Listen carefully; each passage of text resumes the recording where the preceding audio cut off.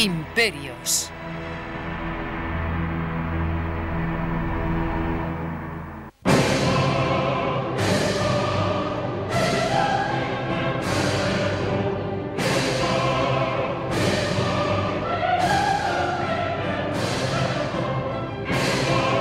Los fieles se estremecían de frío.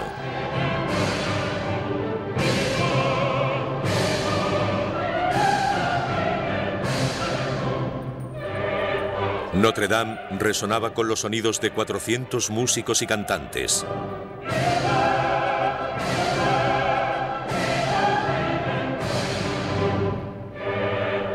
El joven nacido en la isla de Córcega avanzaba impaciente. Napoleón Bonaparte, de 35 años, estaba a punto de ser coronado emperador de Francia. He encontrado la corona de Francia en el arroyo, dijo, y la he cogido. Era el 2 de diciembre de 1804. En el transcurso de 3 años, las conquistas de Napoleón extenderían su imperio por casi toda Europa y gobernaría a más de 70 millones de personas. Desde los antiguos Césares, no se había conocido a un hombre con tanto poder. Napoleón cambió el mundo. Fue un hombre que prosperó basándose en su origen, en su entorno y en sus aptitudes. No ha vuelto a existir un hombre como él que dominara el mundo como él lo hizo. ¿Quién era Napoleón? Era una mano dentro de una camisa con un extraño sombrero. Si enseñamos el sombrero y la mano dentro de la camisa, en Japón, Estados Unidos o Francia, todo el mundo sabrá que hablamos de él. Que ce soit aux États-Unis, que ce soit en France, on dira Napoléon. Sobre todo era un hombre ambicioso. Le encantaba el poder. Decía, amo el poder como el músico ama su música. Hizo todo lo que estuvo en su mano para lograr sus propósitos.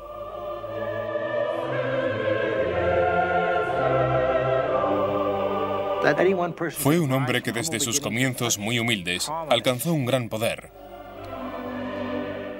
Y en cuestión de 2 días lo perdió todo.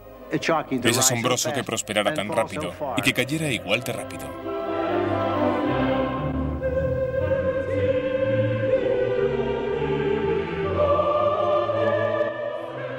Napoleón subió en solitario los escalones hasta el altar.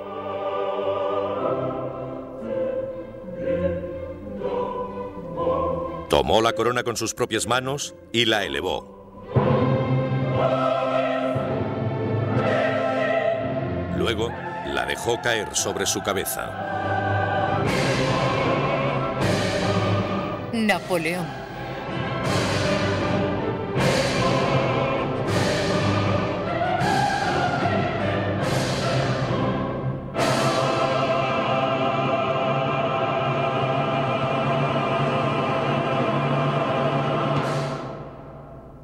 Esa mañana le había dicho en voz baja a su hermano, si nuestro padre pudiera vernos ahora.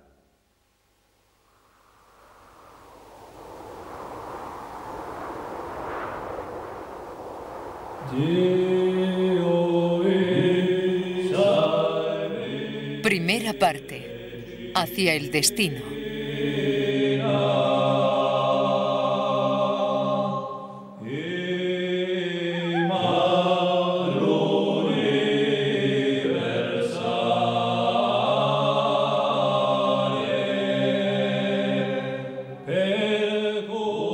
En la primavera de 1760, Leticia y Carlo Buonaparte cruzaban las montañas que se extendían por el interior de la isla de Córcega. Eran patriotas corsos, decididos a rechazar al ejército francés que había invadido su diminuta isla. Los corsos eran solo 100.000 o 120.000 personas, en su mayoría campesinos o pastores. Tenían pocas armas de fuego, poca pólvora, y tenían que defenderse contra una población de 22 millones de franceses. En aquel momento, el país más avanzado de toda Europa.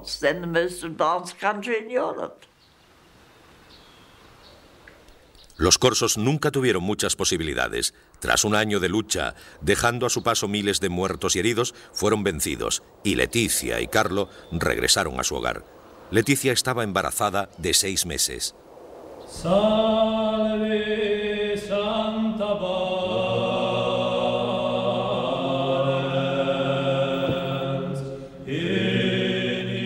Ese verano Leticia celebraba la fiesta de la Asunción, cuando sintió los primeros dolores del parto.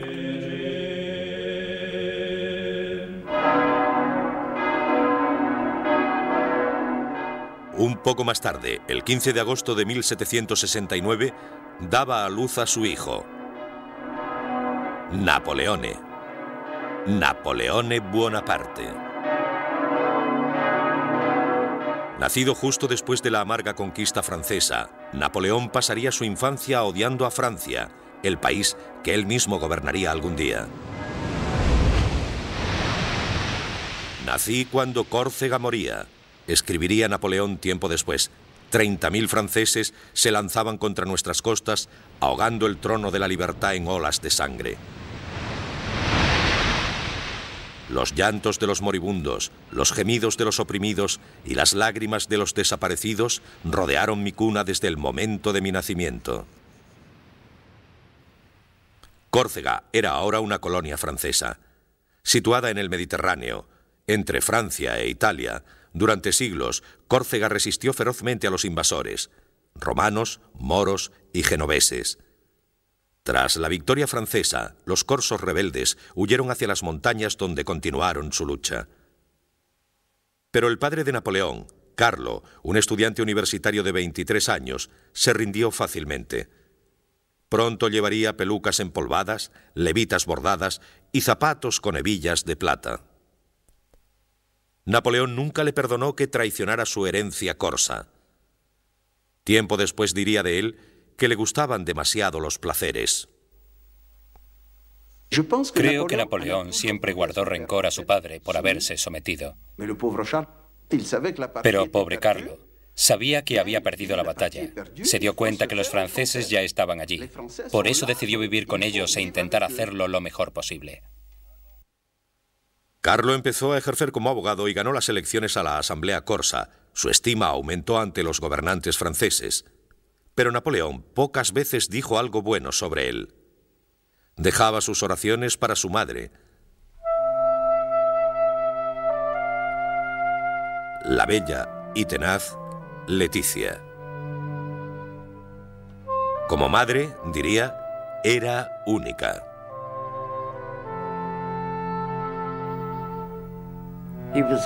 Estaba obsesionado con ella, fascinado. La adoraba como a nadie. Era una pequeña mujer decidida y dura de carácter. Estuvo embarazada 13 veces y le sobrevivieron 8 hijos.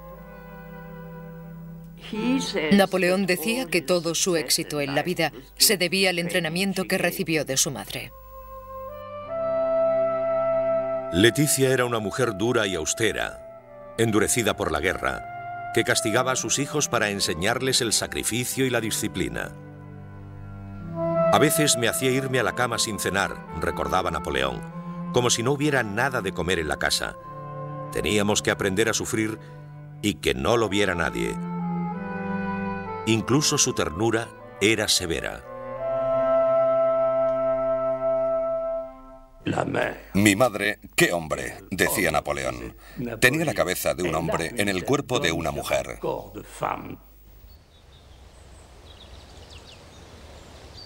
Carlo y Leticia eran propietarios de una casa en el campo y de otra en la ciudad, símbolos de su posición social. Eran aristócratas corsos, pero no eran ricos. Con 8 hijos, lucharon por sobrevivir en una isla que se había ido empobreciendo durante siglos. La ambiciosa pareja creía que Córcega no tenía nada que ofrecerles a ellos o a sus hijos. Solo podría hacerlo un país, el país que había vencido al suyo, Francia.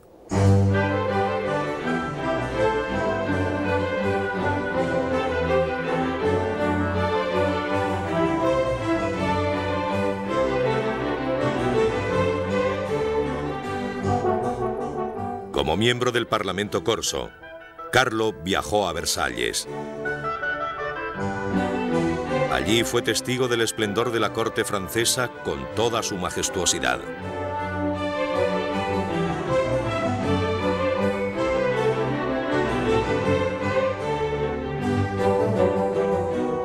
Francia era la envidia de Europa.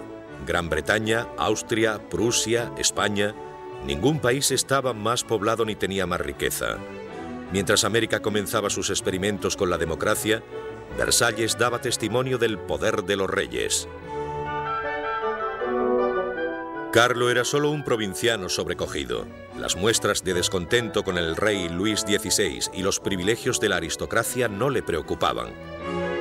Que la reina María Antonieta y una frívola corte estuvieran arruinando los valiosos recursos de Francia no hicieron que Carlo dejase de admirar los placeres de los que era testigo.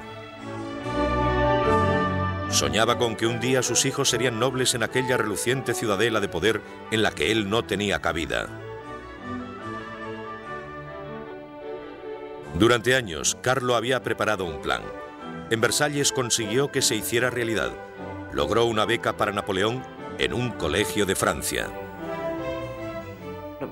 El padre de Napoleón fue un escalador social, con una gran ambición.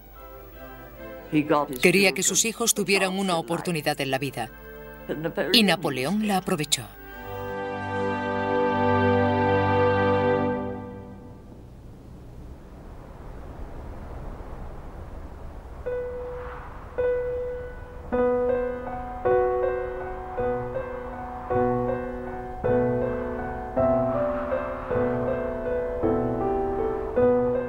Napoleón pisó Francia por primera vez en el invierno de 1778.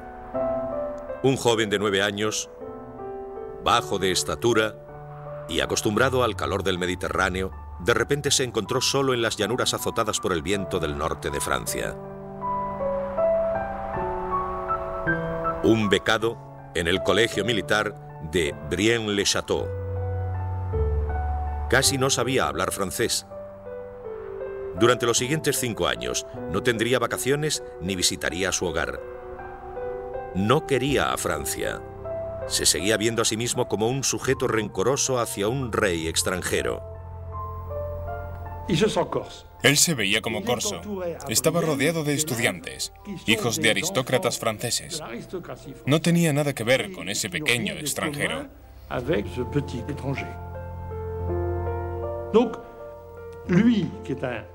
Era muy orgulloso, por eso se apartaba de todos.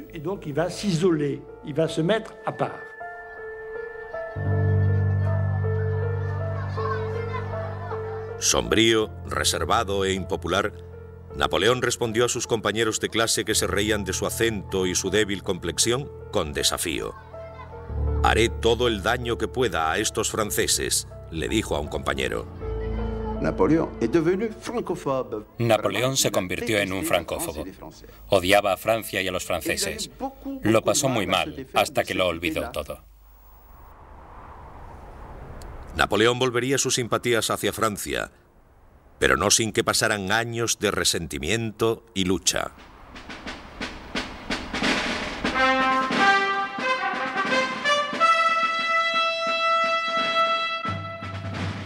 Tenía 15 años cuando fue admitido en la Real Academia Militar de París.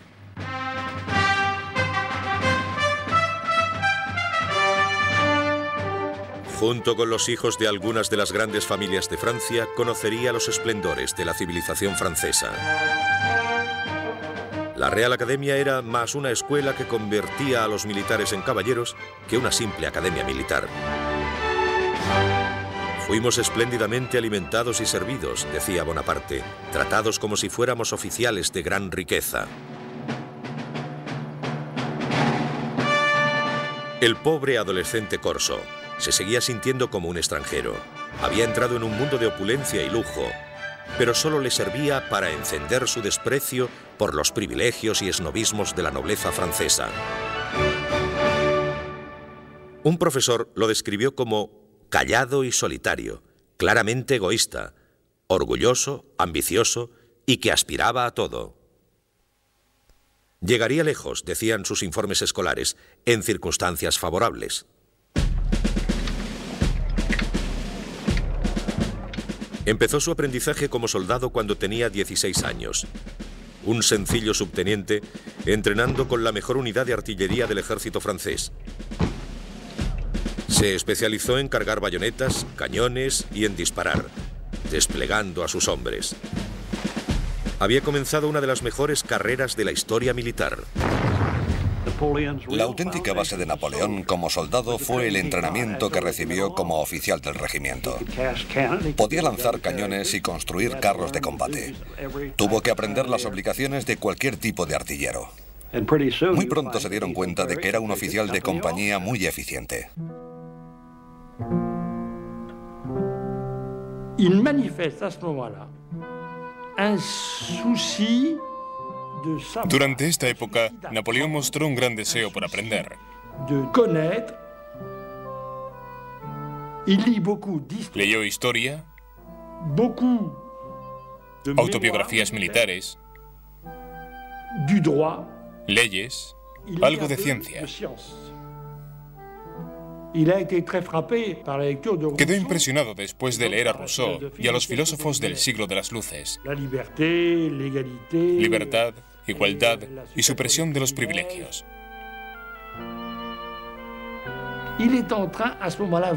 Estaba en proceso de encontrarse a sí mismo. Pero para un soldado nacido en Córcega, la promesa de libertad e igualdad era solo un sueño. Bonaparte sabía que no podría llegar a ningún lugar. Pensaba que el régimen no le dejaría alcanzar la posición con la que soñaba. Las mejores posiciones estaban reservadas para los nobles, mientras que Napoleón venía de la nobleza secundaria, de la gente pobre.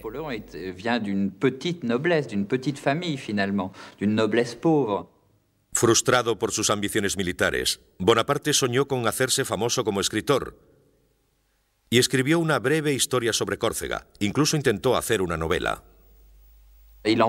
Estaba furioso con el régimen porque le condenaba a soñar con su destino. Tan solo podía escribir novelas, pero quería que su vida fuera como esas novelas, y aquello no era posible bajo el viejo régimen.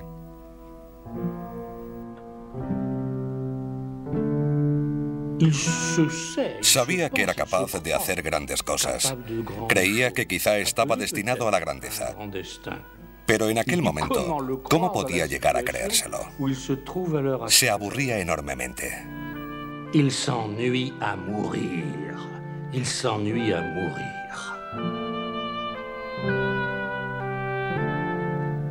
Siempre solo entre hombres, escribió Bonaparte. Llego a casa para soñar y para dedicarme con todas mis fuerzas a la melancolía. Mis pensamientos se detienen en la muerte. ¿Qué ira me conduce a desear mi propia destrucción?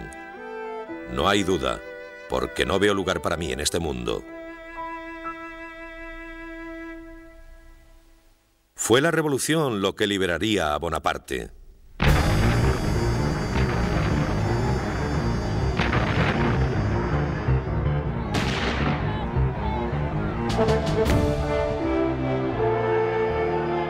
El 14 de julio de 1789, París estalló.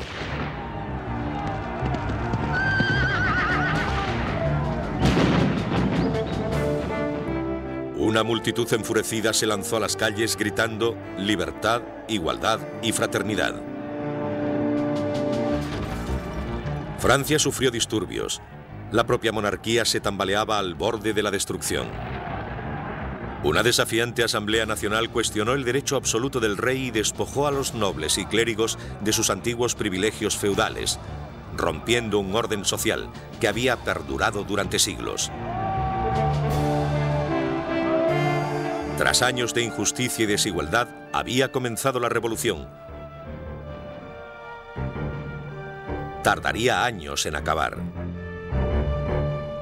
Mientras la revolución tomaba impulso, Bonaparte servía en el ejército lejos de París. Desconfiaba de la multitud enfurecida, pero daba la bienvenida a los cambios que transformarían al país. Lo cierto es que él no fue un revolucionario antes de comenzar la revolución. Pero Bonaparte vio la revolución como una buena noticia.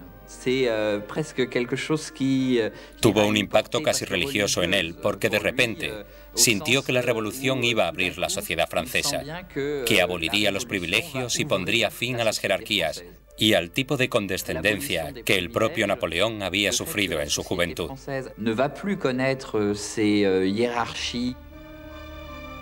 Toutes ces cascades de mépris dont a beaucoup souffert le jeune Napoléon dans sa jeunesse.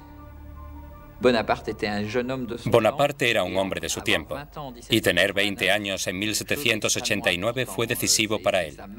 Su destino y el destino de todo el país coincidirían.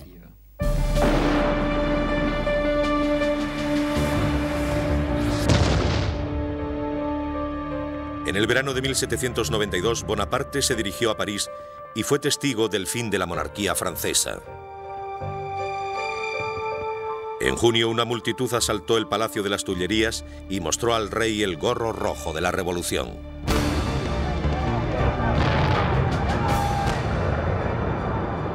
En agosto, la multitud masacró a la Guardia Suiza del rey. El rey Luis XVI fue destronado. La República Francesa había provocado esa caída. Napoleón quería formar parte del nuevo mundo. Quería tener un papel. Y empezó en un lugar que conocía muy bien, en Córcega.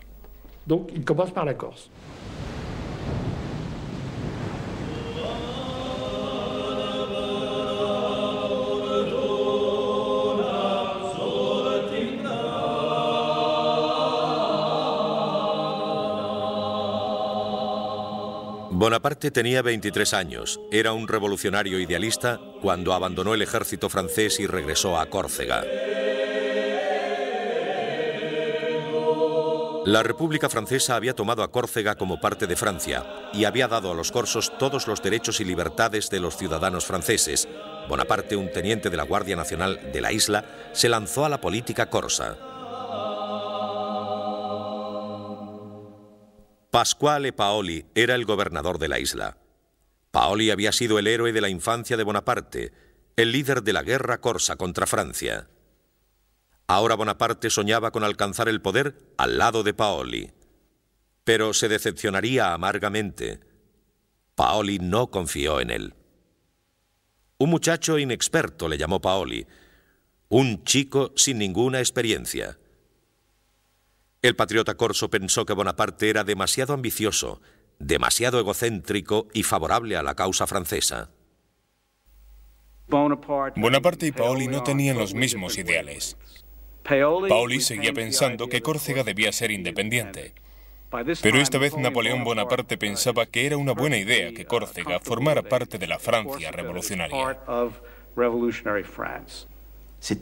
Tenía una doble personalidad, tanto corsa como francesa.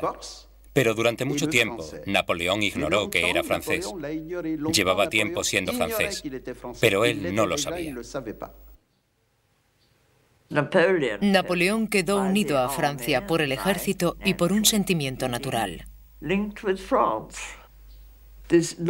Su larga educación allí le había cambiado las ideas.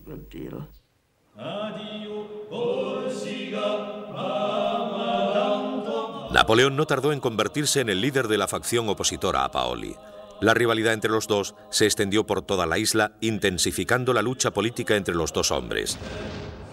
Los partisanos de Paoli y los de Bonaparte estaban en guerra. Al final, Paoli demostró que era más fuerte. El hogar de Bonaparte fue saqueado y este obligado a huir a las montañas. La Asamblea Corsa declaró a Bonaparte y a toda su familia traidores y enemigos de la patria y les condenó a la maldición e infamia perpetuas. Bonaparte ya no tenía derecho a vivir en Córcega. había recibido una sentencia de muerte de manos de su propio pueblo. Con su idealismo agitado, Bonaparte escribió a su hermano: entre tantas ideas encontradas, el hombre honesto se siente confuso y afligido. Cuando se debe tomar partido, se debe escoger siempre el lado victorioso. Considerando las alternativas, es mejor que ser comido.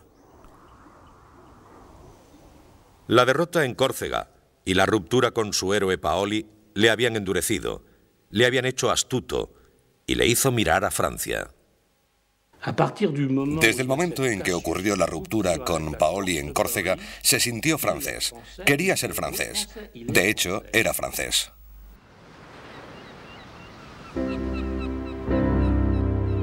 En junio de 1793, embarcó hacia Francia con su madre viuda, sus 3 hermanos y sus 3 hermanas, refugiados que llevaban con ellos todo lo que tenían en el mundo.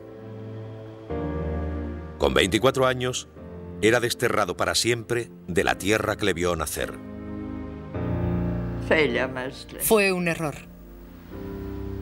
Se sintió muy frustrado. No pudo hacer lo que quería. Pero cuando abandonó Córcega, su ambición era tan grande que olvidó los objetivos que tenía trazados. Se tornaron en una ambición por controlar Francia, luego Europa y posiblemente el mundo. Su ambición le hizo olvidar las esperanzas y errores de su niñez.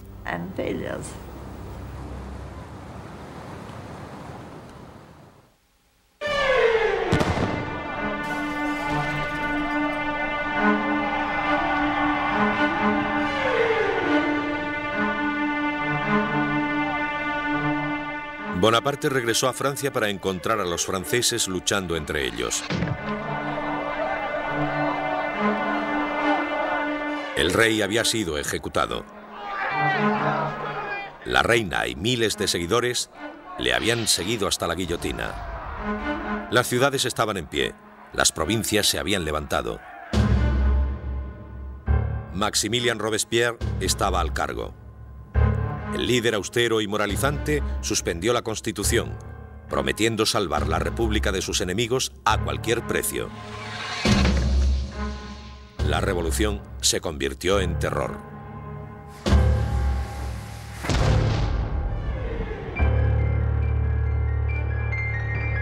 Desgarrada por la guerra civil, Francia estaba en lucha casi con toda Europa.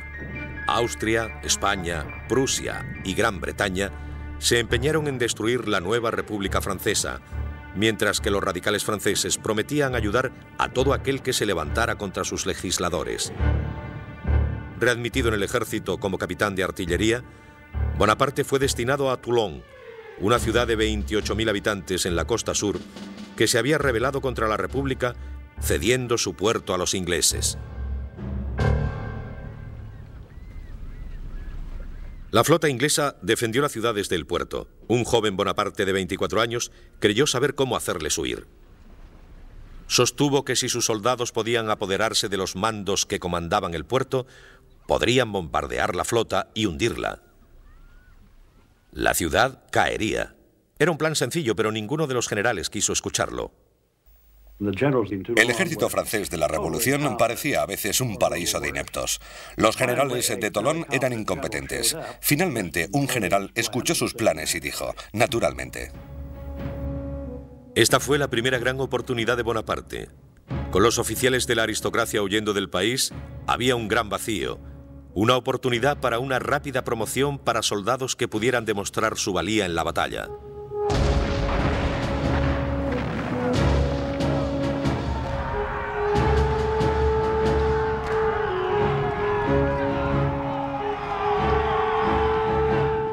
Bonaparte luchó valientemente, liderando a sus hombres en el asalto al fuerte que guardaba la cima, resultando herido en el muslo por una bayoneta enemiga. 10 barcos ardieron en llamas. Los ingleses huyeron. Toulon fue reconquistado y Bonaparte ascendió.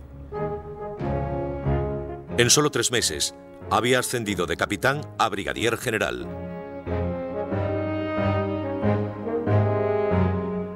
Este joven oficial trajo con él una extraña audacia y la más infatigable de las energías, escribió sobre él un general. Si necesitaba un momento de descanso, lo hacía sobre el suelo envuelto en su levita. Toulon fue importante en la vida de Napoleón porque fue allí donde todo empezó. Pero hay que decir que sus acciones no tuvieron nada de especial. Cualquier joven oficial hubiera hecho lo mismo, pero le tocó a Napoleón y eso le hizo famoso. La República continuaba la lucha por su vida, enfrentándose con sus enemigos más allá de las fronteras, con revueltas dentro del propio país. Con Francia en medio del caos, amenazada por todos los flancos, Robespierre no mostró misericordia en sus esfuerzos por controlar la unidad y el orden. No se puede asegurar la libertad, dijo, a no ser que cortemos la cabeza a los criminales. Decidido a hacerse oír, Bonaparte escribió un tratado político apoyando a Robespierre. El joven soldado odiaba el terror, pero odiaba el caos aún más. Bonaparte era un hombre de orden. Para él, el orden tenía que servir a unos ideales, exactamente la misma idea que tenía Robespierre. Era necesario suspender las libertades en nombre de la libertad para salvaguardarla. Para salvar la República era necesario suspender las libertades individuales. En el verano de 1874 cayó el gobierno de Robespierre. Ahora les tocaba morir a los que habían sembrado el terror, incluido Robespierre.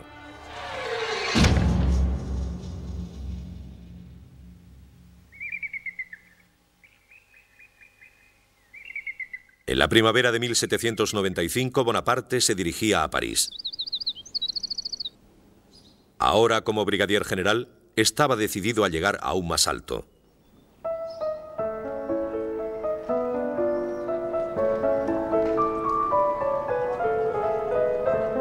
Francia tenía un nuevo gobierno constitucional. La guillotina, los disturbios callejeros, la guerra aún candente en la frontera, todo parecía olvidado.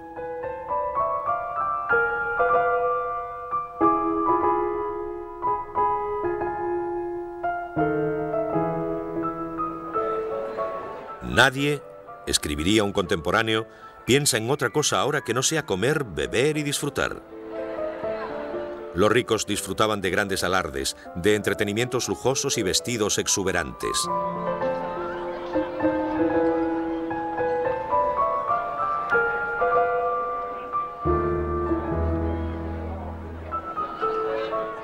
Bonaparte frecuentaba los salones donde las mujeres que dominaban la sociedad parisina salvaguardaban la corte.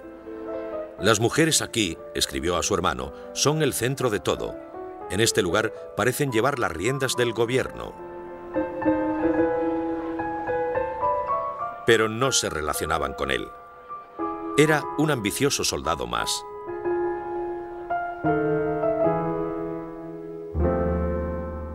Una noble de la época recordaba: aún recuerdo su cara. Llevaba botas de mala calidad y un horrible sombrero redondo que le cubría los ojos. Su tez amarillenta, provocada por su extrema delgadez, le provocaba un efecto enfermizo general. Bonaparte parecía haber llegado a un punto muerto. Estaba desesperado por un ascenso, pero nadie le prestaba atención.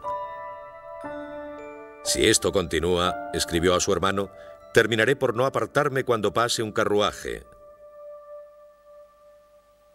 Entonces un alboroto político le volvió a ofrecer una oportunidad. El 5 de octubre de 1795, multitud de parisinos se lanzaron a las calles junto a los hombres de la Guardia Nacional para restaurar la monarquía. La rebelión amenazaba con derrocar a la República. El gobierno llamó a Bonaparte para que detuviera el ataque. No había muchas más posibilidades. Cuando estalló esta rebelión, no había ningún general competente en París. Pero allí estaba el joven Bonaparte.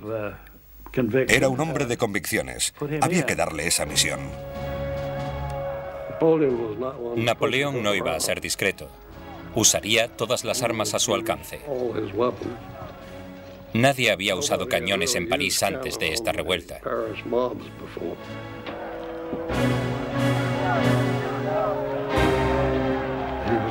Estaba dispuesto a disparar. Esperó hasta que pudo ver el blanco de los ojos de los enemigos.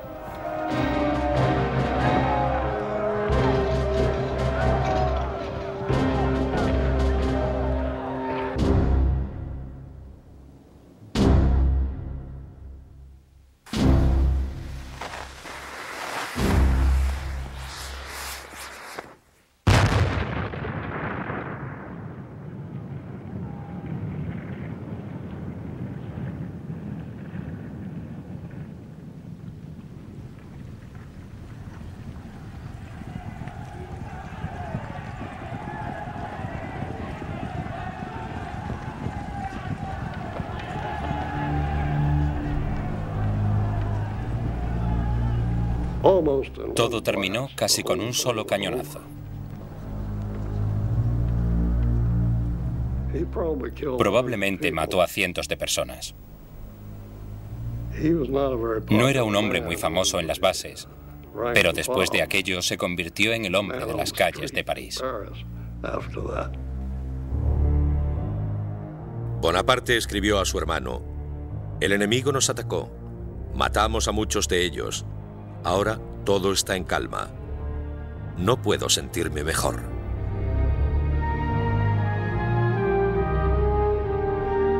Tres semanas después fue nombrado general, comandante del Ejército del Interior.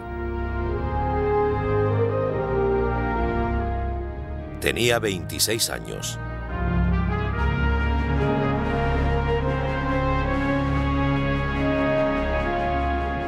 Bonaparte era ahora un hombre a tener en cuenta. Fue conducido a París en un elegante carruaje con ropa nueva y empapado en agua de Colonia. El ingenuo general no era un hombre mujeriego, pero se había enamorado. Su nombre era Marie-Joseph Rose de Beauharnais, pero todo el mundo la conocía por Rose, pero Bonaparte la llamaba Josefina. Era una aristócrata criolla de la colonia francesa de la Martinica, una viuda de 32 años con 2 niños pequeños, agobiada por las deudas y que intentaba abrirse camino sola en París. Lánguida, con una indiferencia que rayaba en la indolencia, era famosa por ser una mujer refinada, encantadora y con gracia. Se decía que incluso se metía en la cama con elegancia. Josefina era una mujer con un gran encanto, sensualidad y, si no guapa, al menos ágil y de movimientos ondulantes. La belleza es algo que todos admiramos, pero la belleza sin encanto es como una comida sin especias. Napoleón solía decir: "Yo soy tímido con las mujeres. Madame de Beauharnais ha sido la primera mujer que me ha dado confianza". Josefina era lo que podríamos llamar una mujer algo adelantada a su tiempo. Se había casado joven. Su marido había muerto en la guillotina. Había tenido un romance con alguien que la ayudó. Y se sabía que había tenido varios romances con hombres de la alta sociedad francesa. Nadie tenía más poder que Paul Barras, la figura más poderosa del nuevo gobierno. Josefina era su amante, una mujer de influencia en los salones de moda de París. Bonaparte vio en ella un mundo de poder. Era el centro de la sociedad. Tenía todo tipo de contactos. Era alguien que le podía servir de mucha ayuda. Yo creo que se enamoró perdidamente de ella. Josefina vivía en una pequeña casa con un bonito jardín. Había quien decía que Barras le pagaba el alquiler. Pero Barras estaba empezando a cansarse de ella. Ahora Bonaparte era el que la visitaba. Él le escribía: "Dulce e incomparable Josefina, me despierto pleno de ti. El recuerdo de los placeres de la última noche no dejan descansar a mis sentidos. Josefina amaba el amor y era muy buena amante. Bonaparte no tenía experiencia. Fue ella la que le introdujo en el mundo del amor. Dulce e inigualable Josefina, qué extraño efecto provocas en mi corazón. Sí, una noche me has enseñado lo lejos que está tu retrato de ti misma. 1000 besos, mi dulce amor. Pero no me los devuelvas porque me encenderías de pasión. Josefina parecía encantada con su nuevo amor. Aunque sabía cómo agradarle, no le devolvía la pasión. Cuando Bonaparte le propuso matrimonio, ella dudó. Ella no se sentía atraída por él.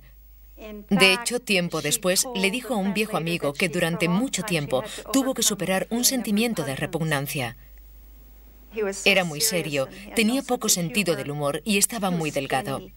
Parecía que se le caía el pelo e iba desaliñado. Pero ella sabía que su belleza se estaba desvaneciendo. Empezaban a pudrírsele los dientes y a salirle arrugas. Napoleón no lo veía, pero otros sí, y ella también.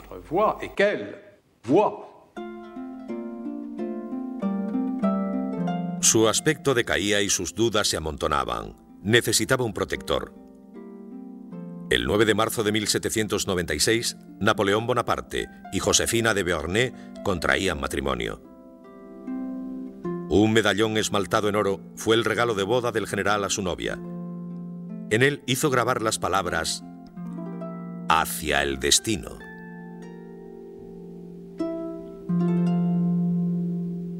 La luna de miel duró 2 días. Bonaparte fue enviado a los Alpes italianos. El antiguo amor de Josefina, Paul Barras, le había ayudado a ganar el nombramiento como comandante supremo de todas las fuerzas francesas en Italia.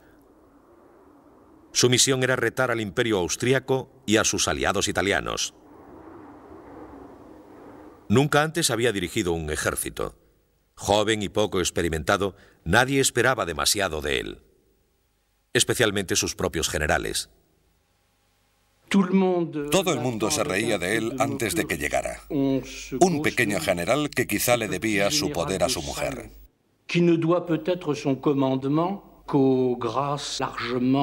Entonces llegó él, y al momento, los veteranos que se habían reído de él entendieron perfectamente que él estaba al cargo de todo.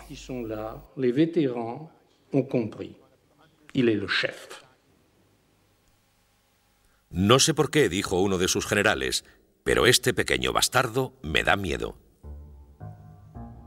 El ejército de Bonaparte no estaba en condiciones de ganar batallas.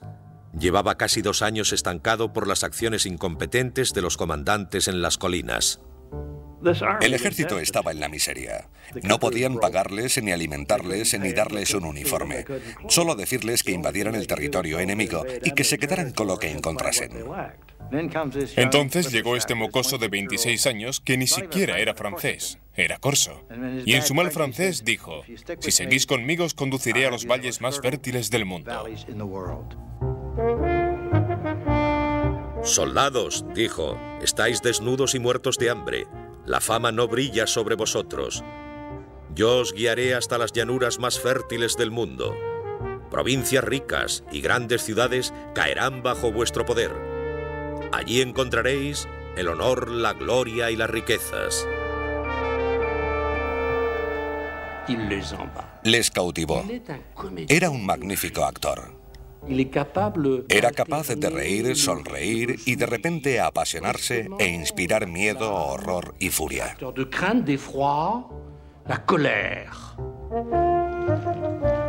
El 2 de abril de 1796, Bonaparte marchó con su ejército. Eran menores en número, 38.000 franceses enfrentados a 38.000 austriacos y sus aliados, 25.000 piamonteses. Bonaparte planeó aislar a los austriacos de los piamonteses y luego conquistarles por separado. Primero, atacaría al Piamonte. La idea de Napoleón fue siempre intentar ser superior en número en cualquier lugar. Por eso intentó dividir a sus enemigos para compensar la falta de hombres en su ejército.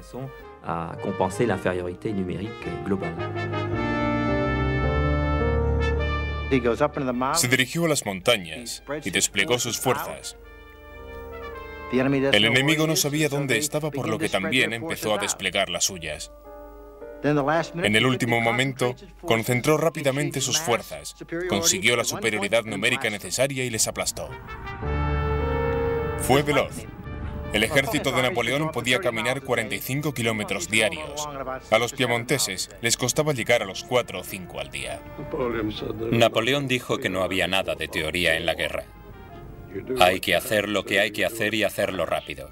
Sorprender al enemigo y dejarle atónito si se puede. Moverse rápidamente y ser cruel con él. En solo 2 semanas ganó 6 batallas. Hizo miles de prisioneros y acabó con el ejército piamontés. Uno de los oficiales piamonteses se quejaría después. Enviaron a un loco que atacaba a derecha e izquierda, por detrás y por delante. Es una forma intolerable de hacer la guerra. El 26 de abril, el Piamonte se rindió. Bonaparte pidió oro y plata y pagó a sus tropas el primer dinero auténtico que veían en muchos años. «Soldados», dijo, «os lo agradecemos». Mientras Bonaparte lideraba a sus soldados hacia la batalla, nunca dejaba de pensar en Josefina, escribiendo carta tras carta a diario.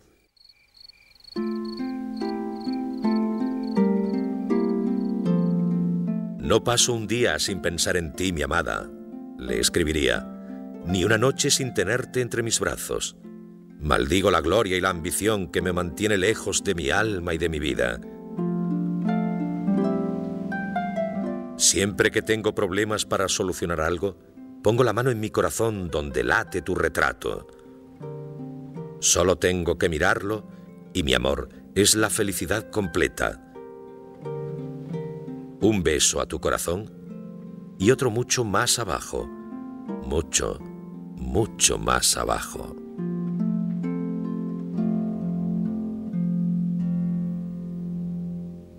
Josefina a veces leía las cartas en alto a sus amigos.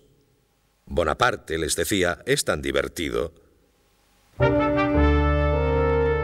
Con el Piamonte rendido, Bonaparte se lanzó contra los austríacos, que se retiraron hacia el este, desconcertados ante un general de 26 años y su nueva forma de luchar.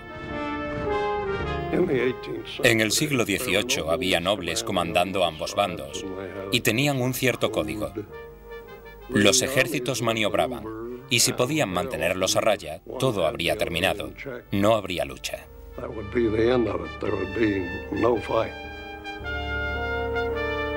Napoleón fue de alguna manera el primer general moderno.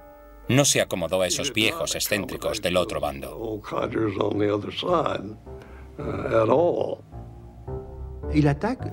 Atacaba todos los días. Atacaba cuando nevaba, por la noche, cuando hacía frío. No era la manera habitual. Buscaba al enemigo, luchaba con él, y cuando parecía que iba a parar, seguía. Al día siguiente volvía a luchar. Le sorprendía.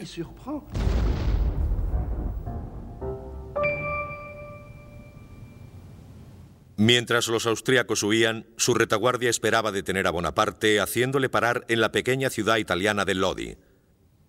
Fortificaron un estrecho puente de madera con 14 cañones y 3 batallones, desafiando a Bonaparte a que lo cruzara. El general ordenó un simple asalto frontal en el puente. Todo dependería de la valentía de sus hombres.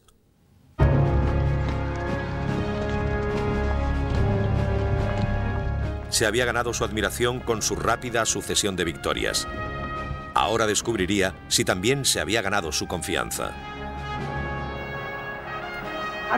¿Cómo se anima a los hombres a hacer algo así? Es cuestión de carisma. Tenía una tremenda presencia. Napoleón era un maestro a la hora de motivar a sus soldados.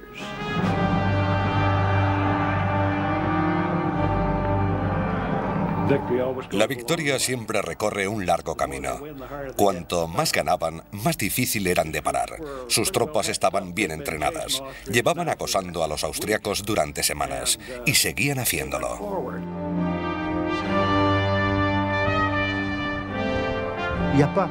No había tácticas.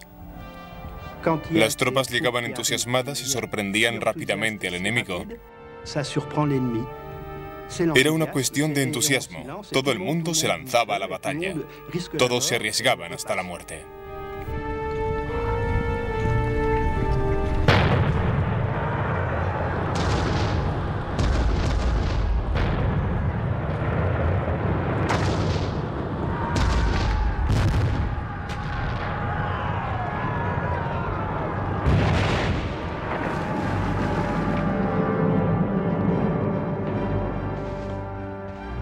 Con sus hombres enfrentándose al fuego enemigo, Bonaparte también tomaba parte en la batalla. Él se encargaba del cañón, que era un trabajo físico, pero siempre estaba de pie con ellos.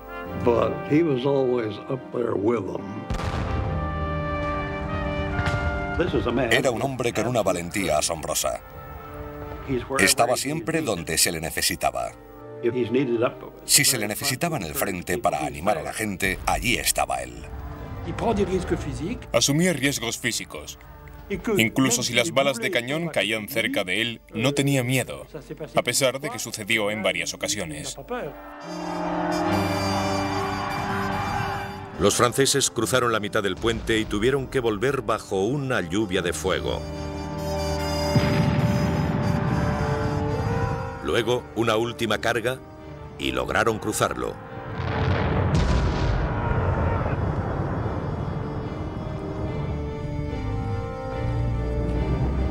Las armas austriacas quedaron en silencio. Pensaron que estarían a salvo bajo el puente y de repente los franceses lo cruzaron y derrotaron a los pocos que quedaban vivos. Fue una operación espectacular. No fue una gran batalla. Las bajas no fueron demasiadas, pero había impuesto su deseo a sus propios hombres y al enemigo. No fue una gran victoria. De hecho, el ejército austriaco escapó. Pero Bonaparte se había ganado el respeto y la devoción de sus hombres. Salió de allí sudoroso, mugriento y cubierto de pólvora. A las tropas les gustó aquello. Empezaron a llamarle el pequeño jefe. Se identificaba con ellos. Era de los suyos.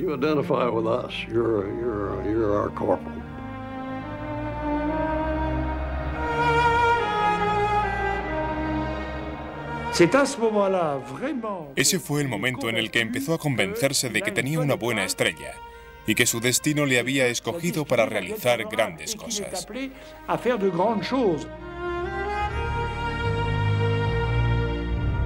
Todavía no han visto nada, dijo Bonaparte a uno de sus generales. En esta época, nadie tiene la más ligera concepción de lo que es la grandeza. Me corresponde a mí darles ejemplo.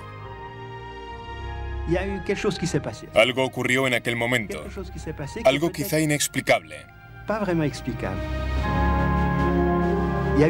Fue como un destello.